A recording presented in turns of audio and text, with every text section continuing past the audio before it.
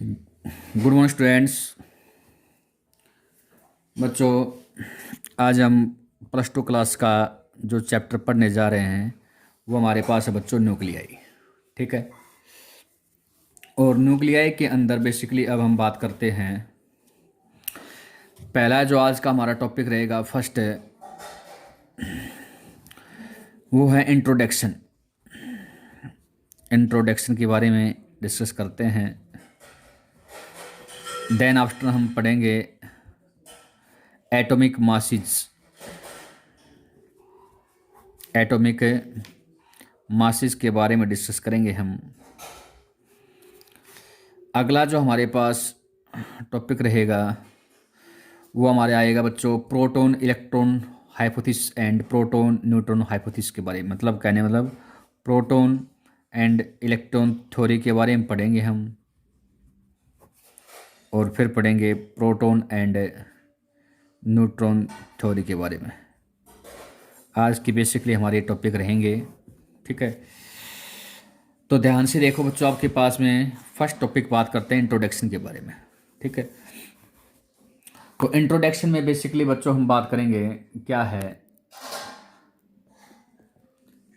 आप पहले ही आपको बताया जा चुका है क्या कि न्यूक्लियस के बारे में डिस्कस है। इसके किसके बारे में बच्चों? न्यूक्लियस। तो न्यूक्लियस के बारे में क्या है, कैसे है, देखिए ज़रा। इससे पहले वाले हमने चैप्टर में पढ़ा था, रदरफोर्ड ने बताया था क्या कि एटॉमिक जो न्यूक्लियस होता है, एटॉमिक न्यूक्लियस, वो हमारे पास क्या होता है? एटॉमिक न्यूक्लियस एक सेंटर कोर होता है। क्या होता है बच्चों? एक सेंटर कोर। ठीक है, इसके अंदर क्या होते हैं? पॉजिटिव चार्ज होते हैं। इसके अंदर क्या होते हैं बच्चों? पॉजिटिव क्या होते हैं? चार्ज होते हैं। ठीक है, एंड मोर देन 99.9% वहाँ पे क्या करता है? पूरे न्यूक्लियस का मास क्या करता रहता है? उस पॉइंट के ऊपर कंसंट्रेट करता रहता है। ठीक है, तो और जो आपके पास इलेक्ट्रॉन्स हैं, वो इलेक्ट्रॉन क्या बताए? इस न्यूक्लियस के अराउंड क्या करते हैं? रिवॉल्व करते हैं। साइज के बारे में बात करते हैं, फिर साइज ऑफ एटम के बारे में बात करते हैं। साइज ऑफ एटम, एटम का साइज हमारे पास होता है बच्चों 10⁻⁻10 मीटर। जबकि हम बात करते हैं बच्चों साइज ऑफ न्यूक्लियस के बारे में बात करेंगे, वो कितना हो जाए? 10⁻⁻15 मीटर की रेंज होती है। ठीक है, फिर से देख सकते हो बच्चों, एटम का साइज 10⁻10 बड़ा है। न्यूक्लियस माइनस में जितनी आपके पास ज़्यादा होते हैं वो उतना छोटा होता है। न्यूक्लियस एटम के अंदर होता है, इसलिए उसका साइज़ क्या है? कम, 10⁻⁻15 लिया हमने। ठीक बच्चों, तो बेसिकली आपके पास क्या था? इंट्रोडक्शन के बारे में बात किया है। मोस्टली आपके पास स्पेस अराउंड न्यूक्लियस क्या रहता है? एम्प्टी रहता है। ठीक है, न्यूक्लियस के लगभग और स्पेस क्या रहता है? एम्प्टी। मेन पॉइंट के ऊपर पॉजिटिव चार्ज पार्टिकल इसमें रहते हैं, और पूरी बॉडी का मास लगभग उस पॉइंट के ऊपर क्या करता रहता है? कंसंट्रेट। और सारा स्पेस लगभग क्या रहता है? खाली। ठीक है, नेक्स्ट हम बात करते हैं, एक अच्छा टॉपिक है वो हमारे पास बच्चों एटॉमिक मासेस के बारे में बात करते हैं। किसके बारे में बात करते हैं बच्चों? Atomic masses. देखिए बच्चों क्या है एटॉमिक मासेस के बारे में। ठीक है, तो सबसे पहले एक जो इंस्ट्रूमेंट डिजाइन किया था एटॉमिक मास मापने के लिए, उसका नाम है बच्चों मास स्पेक्ट्रोमीटर। क्या नाम है उसका? मास मापने के लिए जो डिवाइस यूज की उसका नाम इसने लिया है बच्चों मास स्पेक्ट्रोमीटर का नाम लिया है। ठीक है, स्पेक्ट्रोमीटर। ठीक है, नेक्स्ट हम बात करते हैं बच्चों, एक 1 AMU को डिफाइन करेंगे। The unit in which atomic and nuclear masses are measured, वो आपके पास रहेगी AMU। AMU का बेसिक नाम रहेगा बच्चों एटॉमिक मास यूनिट। क्या रहेगा बच्चों? Atomic mass unit. ठीक है, ये क्या करती है बच्चों? AMU एक आपके पास ऐसी यूनिट जिसमें आपके पास एटॉमिक एंड न्यूक्लियर मासेस को हम मापेंगे। किसके थ्रू? AMU के थ्रू। उसको नाम क्या देंगे बच्चों? AMU। ठीक है, जो मेजर्ड किया जाएगा बच्चों एटॉमिक मासेस और न्यूक्लियर मासेस, वो AMU के अंदर हम मेजर करेंगे। ठीक है, अब बात करते हैं AMU को डिफाइन करना चाहते हैं कि AMU क्या होगा। तो सबसे पहले बताते हैं बच्चों, 1 एटॉमिक मास मतलब AMU इज डिफाइंड आपके पास क्या है, 1/12 of the mass of carbon 612 atom. जो कार्बन 612 एटम का आपके पास है उसका 1/12 मास रहेगा, वो किसके बराबर होगा, 1 AMU के बराबर होता है। ठीक है, तो आपके पास 1 AMU तो निकालना चाहते हैं कैसे, आप सभी जानते हैं बच्चों, एवोगैड्रो नंबर के बारे में बात करते हैं। एवोगैड्रो नंबर के बारे में बात करते हैं, आप केमिस्ट्री में पढ़ चुके हुए हो। एवोगैड्रो नंबर के बारे में बात करते हैं। टोटल एवोगैड्रो नंबर आपके पास होता है 6 × में 10⁻23। ठीक है, अब बात करते हैं मास निकालते हैं।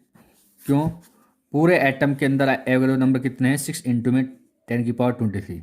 तो मास ऑफ 6 × में 10⁻23 एटम ऑफ कार्बन 12 का मास कितना है आपके पास बच्चों, 12 ग्राम। ठीक है, नाइट्रोजन जैसे लेते हैं तो नाइट्रो कितना हो जाए बच्चों, 14 ग्राम। तो इतना एटम में, इतने एटम है इसमें कार्बन 12 के अंदर, तो उनका टोटल मास कितना हो गया, 12 ग्राम। एक एटम के बारे में बात करते हैं, 1 एटम में कितना हो जाएंगे बच्चों, 12 अपॉन में 6 × में 10⁻23, 6 × में 10⁻23 ग्राम। ठीक है, ये हो गया। अब बात करते हैं बच्चों हम यहां से निकालने, देखो 1 एटम का हमने निकाल लिया। क्यों, कोई भी चीज़ होता है हमें वहां पे 1 एटम का निकालना होता है। ठीक है भाई, जैसे एक पेन का प्राइस कितना है, 5 रुपये, तो 10 पेन निकाल सकते हो, 50 पेन निकाल सकते हो। तो इसी प्रकार से सबसे पहले हम 1 एटम का मास निकाल लिया, वो इतना है। अब हम कितने का भी निकाल सकते हैं। ठीक है, तो हम निकालना चाहते हैं कि बार 1 AMU का, तो 1 AMU का मास कितना हो जाएगा, सिंपल सी बात है, 1 AMU का निकालना चाहते हैं तो 1 AMU, तो इसको आपके पास किससे मल्टीप्लाई करेंगे, 1 अपॉन में जो आपके पास में 1 AMU आपके पास क्या था, AMU 1/12 मास ऑफ कार्बन 6, ये कार्बन 612। ठीक है, तो आपके पास कितना हो जाएगा, 1/12 से आपके पास कितना हो जाएगा, मल्टीप्लाई। ठीक है, 1/12 इंटू में 2 अपॉन में 6 × में 10 की पावर कितना हो जाएगा, 23 ग्राम। इसको बच्चों बात करते हैं, जैसे हम सोल्व करते हैं 12 से 12 कैंसिल आउट हो जाता है, 1 अपन ऊपर जाता है, लगभग आपके पास बताते हैं बच्चों, जाता है 1.6 × में 10 की पावर में -24 ग्राम। किलोग्राम में बात करते हैं तो बच्चों 1 AMU किसके बराबर होता है, 1.6 × में 10 की पावर माइनस में 27 कर देंगे, यहाँ पे 24 था, 24 ग्राम, अब की बार कितना हो जाएगा, 27 किलोग्राम हो जाएगा 1 AMU। ठीक है बच्चों, ये आपको ध्यान रखना है। ठीक है, 1 AMU के बराबर हो गया। अब हम बात करते हैं बच्चों इलेक्ट्रॉन वोल्ट यूनिट के बारे में बात करते हैं। आप सभी जानते हो इलेक्ट्रॉन वोल्ट क्या होता है, एक एनर्जी की यूनिट होती है जिसका नाम होता है EV से हम डिनोट करते हैं, EV इलेक्ट्रॉन वोल्ट एक एनर्जी की यूनिट होती है। वो आपके पास पहले निकाल सकते हैं बच्चों, V बराबर हमारे पास होता है W/Q, पहले निकाल चुके हैं हम, पता है आपके पास में V = कितना होता है, W/Q। ठीक है, 1 इलेक्ट्रॉन वोल्ट को डिफाइन करना चाहते हैं तो आपके पास work done, this employees work done, W बराबर हमारे पास कितना हो जाए बच्चों, V × में Q, तो आपके पास निकाल सकते हो वर्क डन। ठीक है, किसके बराबर, 1 electron volt, burning unit 1 electron volt charge × में पोटेंशियल, चार्ज आपके पास कितना है होता है 1.6 × में 10 की पावर -19 कितना हो गया, चार्ज × में वोल्ट कितना हो गया बच्चों, 1 वोल्ट। तो 1 इलेक्ट्रॉन वोल्ट आपके पास बात करते हैं बच्चों, 1 इलेक्ट्रॉन वोल्ट लगभग निकल गया है 1.6 × में 10 की पावर -19 जूल हो जाएगा, ये कितना हो जाएगा बच्चों, जूल। ठीक है, क्यों, ये आपके पास कुलाम 1.6 × 10 की पावर -19 क्या है बच्चों, ये कुलाम इंटू में वोल्ट। तो आपके पास ये देखिए इसकी यूनिट आपके पास कुलाम और वोल्ट किसके बराबर होते हैं, वो जूल के बराबर होता है। ठीक है, अब बेसिकली 1 मिलियन इलेक्ट्रॉन वोल्ट के बारे में बात करते हैं, 1 मिलियन इलेक्ट्रॉन वोल्ट के बारे में बात करें तो कितना हो जाएगा, 1 मिलियन इलेक्ट्रॉन वोल्ट में आपके पास होता है 10 की पावर में बच्चों 6 इलेक्ट्रॉन वोल्ट। ठीक है, 10⁻6 से यहाँ पे मल्टीप्लाई करेंगे तो कितना हो जाएगा 1.6 इंटू में 10⁻⁻19 इंटू में 10⁻6 से मल्टीप्लाई करेंगे कितना बचेगा 1.6 इंटू में 10⁻13 जूल हो जाएगा ये। -19 में से 6 को सब्ट्रैक्ट किया, माइनस में कितना बच गया 13। ठीक है, लो ऐड करते हैं ये। तो बच्चों आपके पास ये टॉपिक है 1 मिलियन इलेक्ट्रॉन वोल्ट में आ गए 1 मिलियन इलेक्ट्रॉन वोल्ट। अब आप आइंस्टीन इक्वेशन निकालना चाहते हो, आप सभी जानते हो E बराबर हमारे पास होता है बच्चों mc²। मास आपके पास अभी बताया AMU का मास कितना है 1.6 इंटू में 10⁻⁻27 किलोग्राम इंटू में C हमारे पास क्या है लाइट की स्पीड 3 इंटू में 10⁻8 मीटर पर सेकेंड का स्क्वायर। ठीक बच्चों, तो ये खोलते आपके पास में ये आ जाएगा, ध्यान से देखना जूल में किस में आएगा ये आंसर, एनर्जी किस में आएगा जूल में। हम निकालना चाहते हैं मिलियन इलेक्ट्रॉन वोल्ट में, तो इसका जो आंसर है 1.6 इंटू में 10⁻⁻27 इंटू में 3 इंटू में 10⁻8 का जो स्क्वायर है इसको किससे डिवाइड कर दो 1.6 इंटू में 10⁻13 से डिवाइड कर दो। क्यों, ये जूल को हम किस में कन्वर्ट हो जाएगा, ये हो जाएगा बच्चों मिलियन इलेक्ट्रॉन वोल्ट में इसका रिलेशन आ जाएगा। तो निकल कर बताता हूँ बच्चों, लगभग निकल के आता है ये 931 निकल के आएगा मिलियन इलेक्ट्रॉन वोल्ट। ठीक है, तो है क्या मतलब 1 AMU 1 एटॉमिक मास यूनिट लगभग होता है 931 मिलियन इलेक्ट्रॉन वोल्ट के बराबर होता है। ये होता है स्टैंडर्ड कन्वर्जन। ठीक है, तो बच्चों ये आपके पास ध्यान रखना है, अच्छा टॉपिक है। नेक्स्ट हम बात करते हैं बच्चों, नेक्स्ट हमारे पास टॉपिक बच्चों वो है एटॉमिक मासेस के बारे में बताया है। अब हम proton electron theory and proton neutron theory के बारे में बात करते हैं। आपके पास क्या रहेगा देखिए जरा। तो बच्चों अब हम पढ़ते हैं प्रोटॉन एंड इलेक्ट्रॉन थ्योरी के बारे में। प्रोटॉन इलेक्ट्रॉन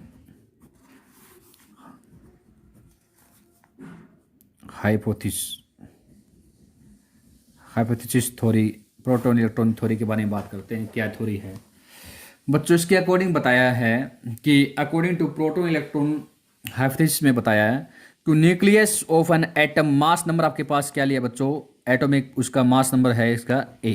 ठीक है, एंड एटॉमिक नंबर के बारे में बात करते हैं। एटॉमिक नंबर आपके पास मास नंबर ये तो हो गया मास नंबर, A क्या हो गया मास नंबर, और एटॉमिक नंबर के बारे में बात करते हैं उसको आपके पास डिनोट किया बच्चों Z। ठीक है, ये आपके पास क्या हो गया एटॉमिक नंबर। ठीक है, मेड ऑफ ये आपके पास बताया अब ऑफ प्रोटॉन एंड प्रोटॉन आपके पास हो गया। एंड अब इलेक्ट्रॉन के बारे में बात करें तो इलेक्ट्रॉन का है कि कितना हो जाएंगे A माइनस में Z। किसकी संख्या हो जाएगी बच्चों, इलेक्ट्रॉनों की संख्या हो जाएगी। किसकी हो जाएगी ये, इलेक्ट्रॉनों की संख्या हो जाएगी।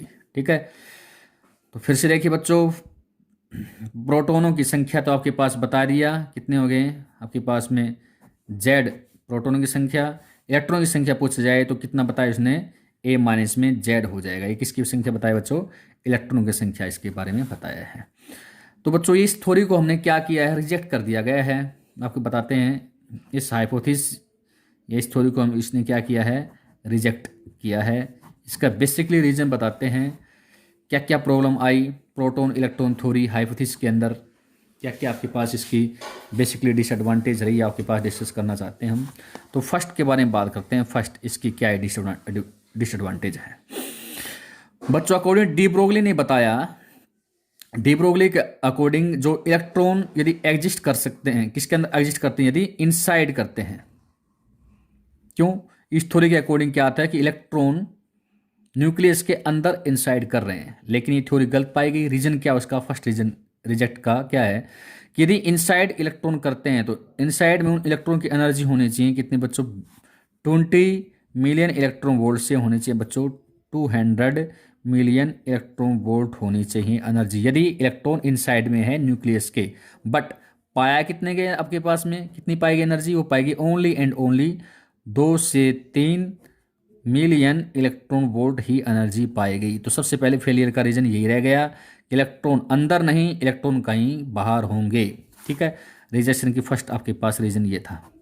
सेकंड रीजन आपके पास बताते हैं बच्चों, इसका बेसिकली और क्या रीजन है, द कुछ को तो कह रहा है प्रेजेंस, क्या कह रहा है, कुछ तो आपके पास न्यूक्लियस के अंदर होते हैं इलेक्ट्रॉन, और इस थ्योरी के अकॉर्डिंग कुछ इलेक्ट्रॉन कहाँ बताए, बाहर बता दिए न्यूक्लियस के। तो ये आपके पास कौन सा आ गया, डूल नेचर आ गया। ठीक है, डूल नेचर आपके पास आ गया, dual nature of existence,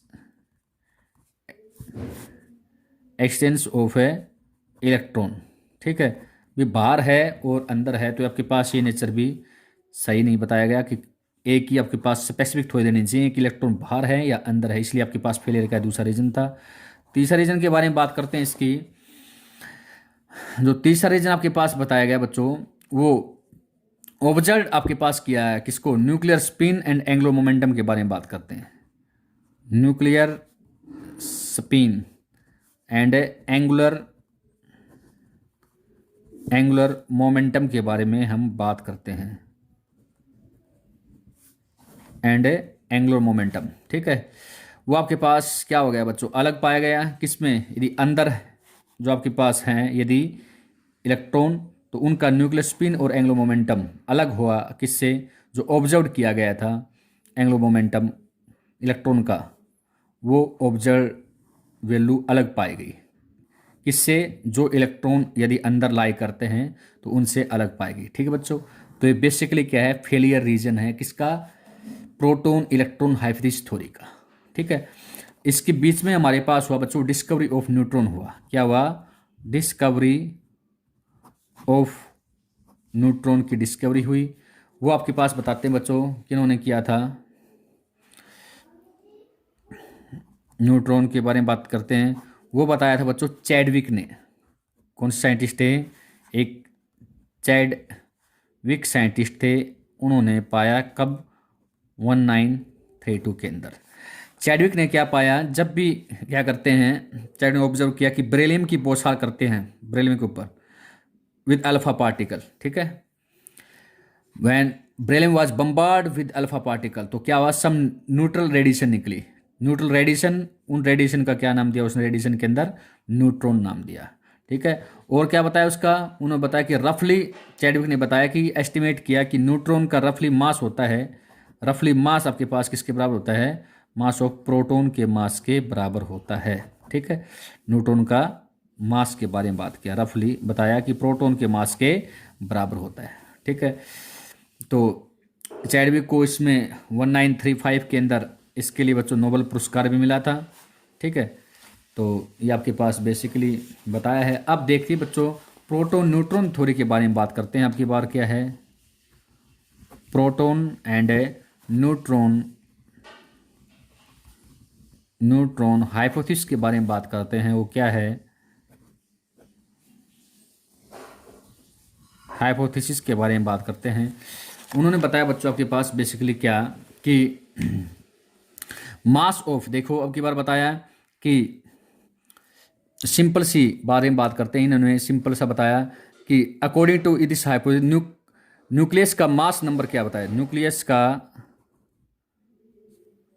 nucleus mass number denote किया बच्चों ए से। ठीक है, अच्छा एटॉमिक नंबर आपके पास क्या है बच्चों, Z contains Z protons, atomic number ही उसका क्या है, ये तो मास नंबर हो गया, ये एटॉमिक नंबर इससे डोंट किया जेड, इसका मतलब कितना है उसमें, जेड क्या है आपके पास में, प्रोटोनों की क्या है, संख्या है। ठीक है, मास नंबर ए, प्रोटोनों की संख्या कितना, जेड। अब आपसे पूछा जाए कि न्यूट्रॉनों की संख्या कितना है, तो आपके पास न्यूट्रॉनों की संख्या बताया उसने, ए माइनस जेड कितना हो गया, न्यूट्रॉनों की संख्या हो गई। ठीक है, बस बच्चों आपके पास ये थोड़े, वहाँ पे ए माइनस जेड किसकी संख्या थी, इलेक्ट्रॉनों की संख्या थी, यहाँ पे क्या बताया है वो न्यूट्रॉनों की संख्या है। ठीक है, अब आपके पास बेसिकली जो डिनोटेशन है, डिनोटेशन आप इसने ऐसे दिया, कोई एक्स कोई एलिमेंट है, ए उसका क्या मास नंबर है और जेड इसका क्या है, एटॉमिक नंबर है। ठीक है, तो बस बच्चों ये बताया है उन्होंने कि नंबर ऑफ प्रोटॉनों की संख्या आपके पास कितनी है, जेड। ठीक है, नंबर ऑफ इलेक्ट्रॉनों की संख्या, प्रोटॉनों की संख्या, इलेक्ट्रॉनों की संख्या भी कितनी है, जेड ही है। और न्यूट्रॉनों की संख्या के बारे में बात करें तो न्यूट्रॉन की संख्या कितनी होगी बच्चों, ए माइनस में जेड बताई है ये थ्योरी की। ठीक है, तो ये ठीक थी आपके पास थ्योरी, ये आपके पास था प्रोटॉन एंड न्यूट्रॉन हाइपोथेसिस के बारे में हमने बताया है। ठीक है, thank you very much, have a nice day.